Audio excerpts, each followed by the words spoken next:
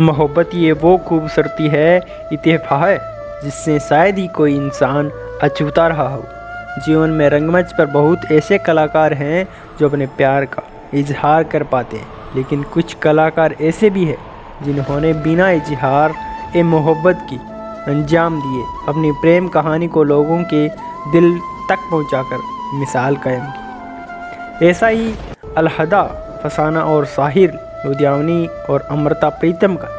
इनकी कहानी शोहरत की पतंग बनकर मिसाल की डोर में बंधी अधूरी मोहब्बत का ये वो मुकम्मल अफसाना था जिसकी दूसरी मिसाल नहीं मिलती। आज का दौर है जहां फेसबुक पर प्यार होता है और इकरार व्हाट्सएप पर, तकरार स्नैपचैट पर, इनकार मैसेंजर पर और दरार इंस्टाग्राम पर। वही उस दौर के आशिक के लिए साहिर और अमृता के इश्क के दास्ता इस तरह की कहानी है, वो कहानी जो किसी लेखक के जहन में पैदा होकर उसके कागज़ों में कैद हो जाती है। अमृता प्रीतम साहिर लुधियाना के बेपनाह मोहब्बत करती थी। उन्हें साहिर से पहली बार मुलाकात 1944 में हुई थी। वह एक मुशायरे में शिरकत कर रही थी और वो साहिर से भी यही मिली।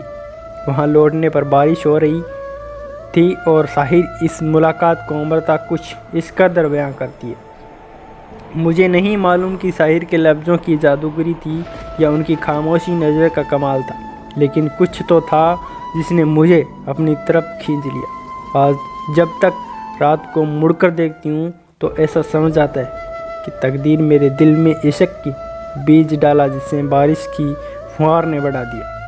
हालांकि अमृता ससुराल में रहने के कारण साहिर से कम ही मिल पाती थी, लेकिन जब भी दोनों मिलते तो ज़्यादा बातें नहीं करते थे। ऐसा लगता था जैसे खामोशी का ही एक हिस्सा अमृत की बगल वाली कुर्सी पर बसर गया और फिर अचानक उठकर चला गया।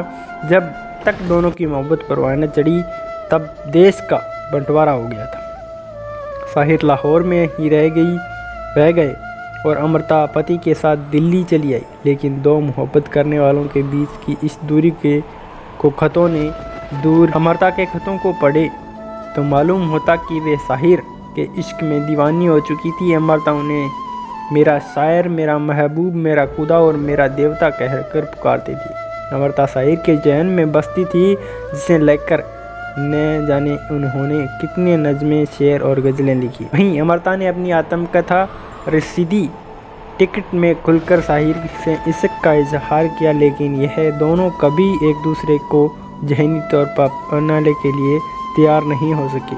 वो अफसाना जिसे अंजाम तक लाना ना हो मुमकिन, उसे एक खूबसूरत मोड़ देकर छोड़ना